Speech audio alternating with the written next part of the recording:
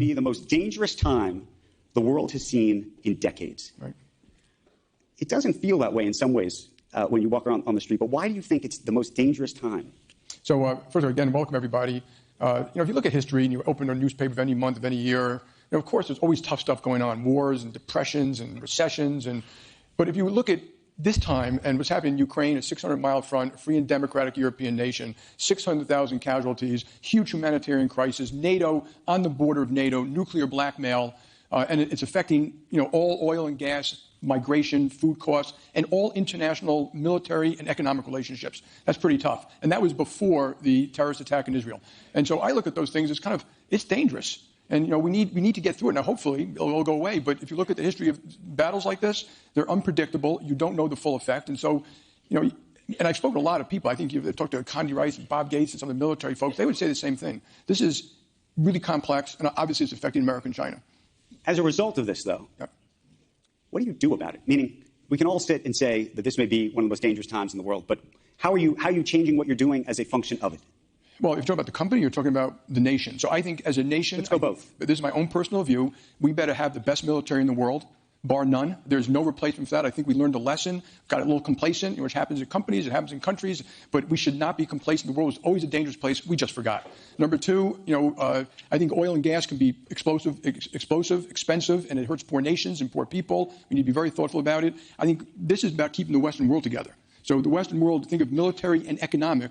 And it needs American leadership, not rude, arrogant American leadership, but American leadership to make sure this world stays together. And that affects trade, that affects all economic relations. And we have to do a good job at that. I don't want the book written in 50 years saying how the West lost.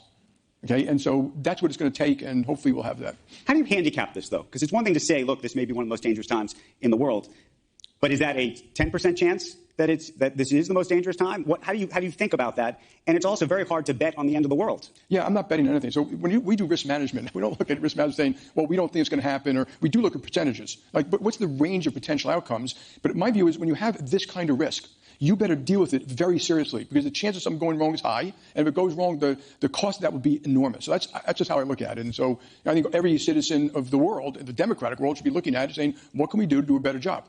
And the first thing is the military side. Ronald Reagan, we don't win from a position of weakness. You avoid war from a position of strength. We have to do that. And I think we should be supporting free enterprise.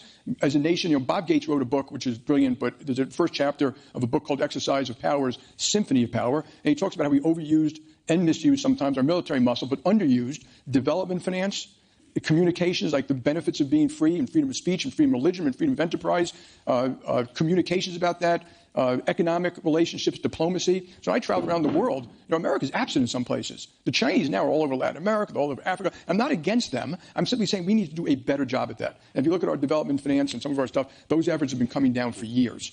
And so we need to thoughtfully and strategically handle that problem. You look at today's economy here in the United States. Mm-hmm. And you could say inflation's coming down. You could look at gas prices. They're coming down. Wages are up. There are some good things to be said. Yeah. And yet, you would think, if you actually look at some of the polls and you talk to people, that this economy is not a good economy. Is it? So, first of all, the most important thing is the stuff we've already spoken about. I tell my own people at JP Morgan Chase, the economy is the weather. And people are always trying to guess what the weather's going to be. And you know what? You're making a mistake.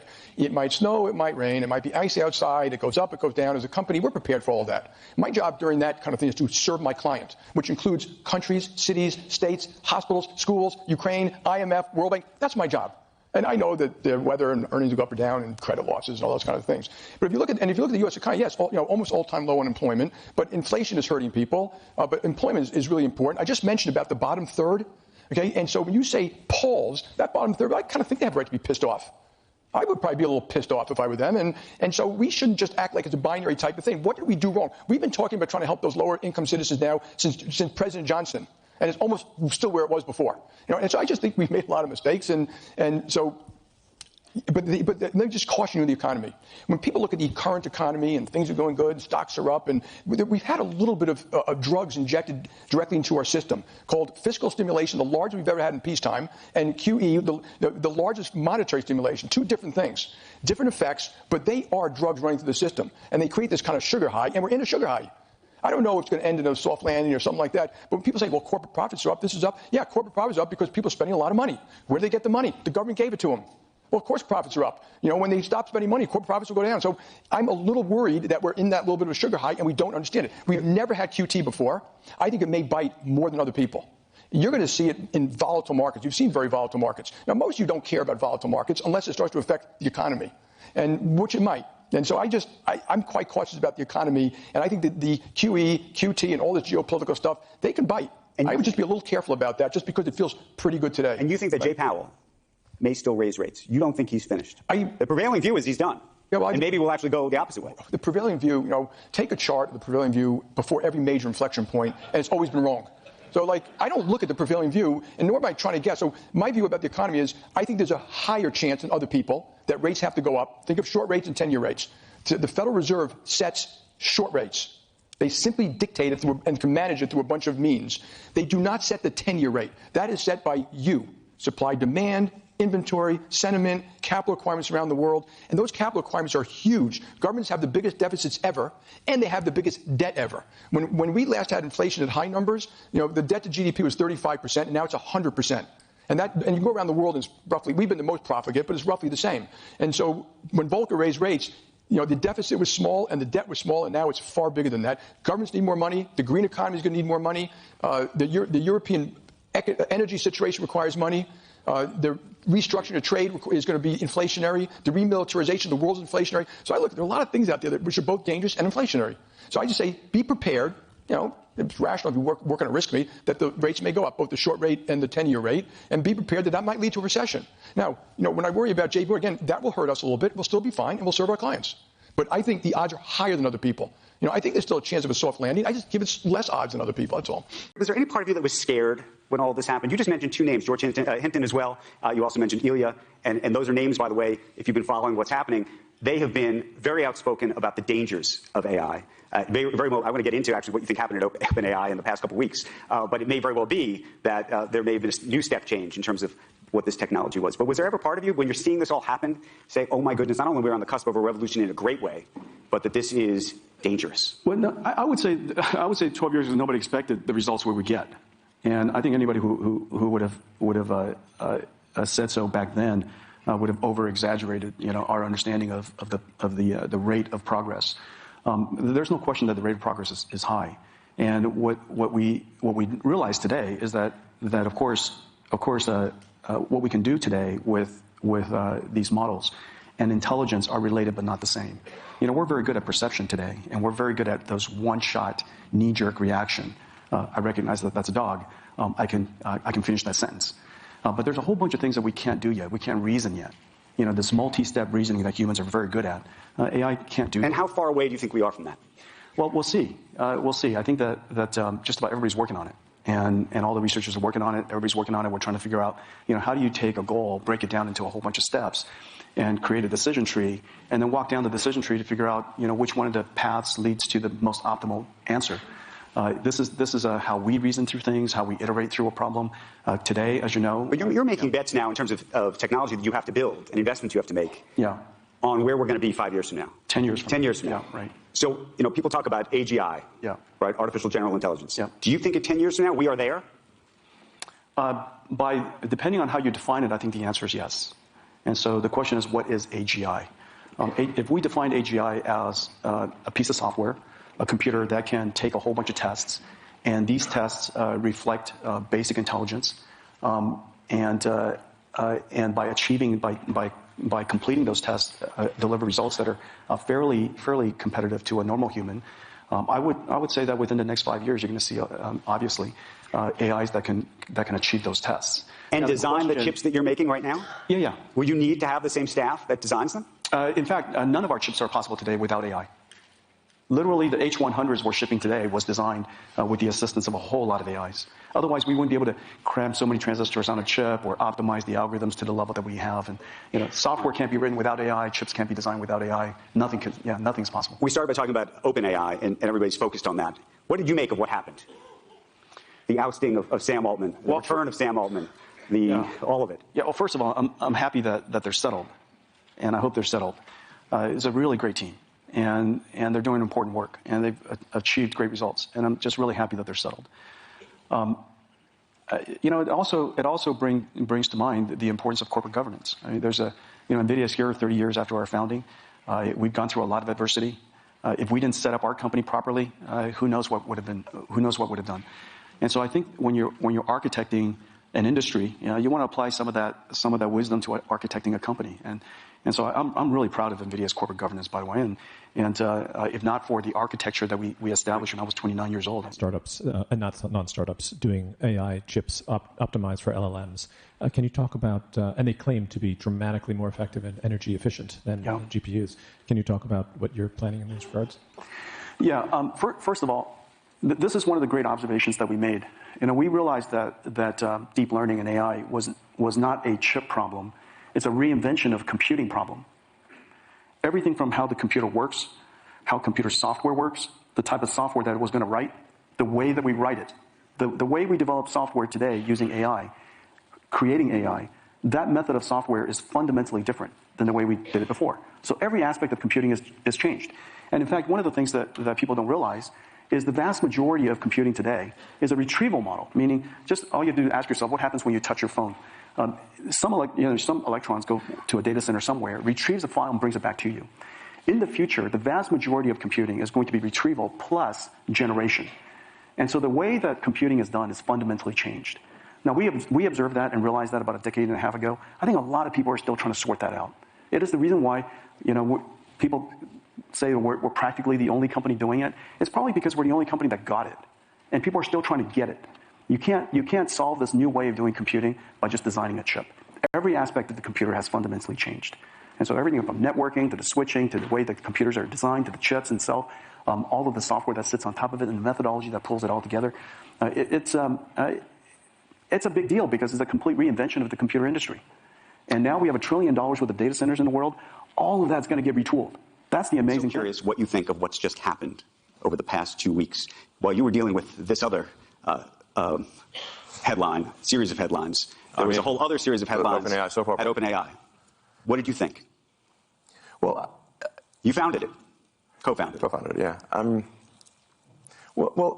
The whole arc of OpenAI, frankly, is a little troubling because the reason for starting OpenAI was to create a counterweight to Google and DeepMind, which at the time had 2/3 of all AI talent and basically infinite money in compute. And there was no counterweight. It was a unipolar world. And Larry and Paige and I used to be very close friends, and I would stay at his house, and I would talk to Larry into the late hours of the night about AI safety. And it became apparent to me that Larry did not care about AI safety. I think perhaps the thing that gave it away was when he called me a speciesist for being pro-humanity. As in, like a racist, but for species. So I'm like, wait a second. What side are you on, Larry? And then I'm like, okay, listen, this guy's calling me a speciesist. He doesn't care about AI safety. We've got to have some counterpoint here because this seems like we could be, this is no good. So OpenAI was actually started, and it was meant to be open source. I named it OpenAI after open source. It is, in fact, closed source, super closed. It should be renamed super closed source for maximum profit AI. So, because this is what it actually is. I mean, fate loves irony. I mean, in fact, a friend of mine says like the way to predict outcomes is the most ironic outcome is the most. It's like this Occam's razor, like the simplest sort of explanation is most likely. And my friend Jonah's view is that the most ironic outcome is the most likely. And that's what's happened with OpenAI. It's gone from an open source foundation, a 501c3, to suddenly it's like a $90 billion for-profit corporation with closed source. So I don't know how you go from here to there. That seems like I don't know how you get. I don't know. Is this legal? That's legal. So as you saw Sam Altman get ousted by somebody you know, Ilya, and Ilya was a friend of yours. Yes. You brought him there. Your relationship with Larry Page effectively broke down over you recruiting him away. I think that's correct. That was the fight. Larry refused to be friends with me after I recruited Ilya. And so here's Ilya apparently saying something is very wrong. I think we should be concerned about this because I think Ilya actually has a strong moral compass. He thinks about, he really sweats it over questions of what is right. And if Ilya felt strongly enough to want to, fire Sam, well, I think the world should know what was that reason. Have you talked to him? I've reached out, but he doesn't want to talk to anyone. Have you talked to other people behind the scenes as this is all happening? I've talked to a lot of people. I've not found anyone who knows why. Have you? I think we are all still trying to find out. I mean, look, one of two things is either it was a serious thing, and we should know what it is, or it was not a serious thing, and then the board should resign. What do you think of Sam Altman? I have mixed feelings about Sam. I do, the ring of power, can corrupt. And this is the ring of power. So, I don't know. I want to know why Ilya felt so strongly as to fire Sam. This sounds like a serious thing. I don't think it was trivial. And I'm quite concerned that there's some, dangerous element of AI that they've discovered. Created. Yes. You think they've discovered something? That'll be my guess. Where are you with your own AI efforts relative to where you think OpenAI is, where you think Google is, where you think the others are? I mean, on the AI front, I'm in somewhat of a quandary here because I've thought AI could be something that would change the world in a significant way since I was in college, like 30 years ago. So the reason I didn't go build AI right from the get-go was because I was uncertain about which edge of the double-edged sword would be sharper, the good edge or the bad edge. So I held off on doing anything on AI. I could have created, I think, the leading AI company, and kind of OpenAI actually kind of is that, because I was just uncertain if you make this magic genie, what will happen.